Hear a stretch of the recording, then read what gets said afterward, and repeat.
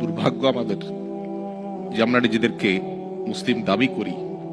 আমাদের কোনো অ্যাসেট ছুটে গেলে সেটা নিয়ে আমাদের অনেক পেরেশানি হয়।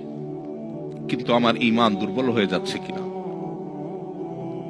আমি কুফরের কাছাকাছি চলে যাচ্ছে কিনা, আমার ইসলাম দুর্বল হয়ে পড়ছে কিনা, সেটা নিয়ে আমাদের তেমন কোনো পেরেশানি হয় না।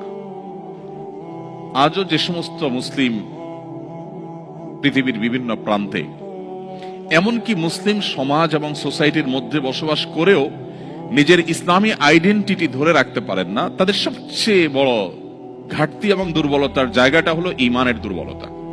মাল্টিকালচারাল সোসাইটিতে যদি ইসলামকে বুকে ধারণ করে মাথা উঁচু করে হীনমন্যতাকে দূরে ঠেলে আপনি যদি আপনার দ্বীনকে নিয়ে আপনি প্রাউড করেন,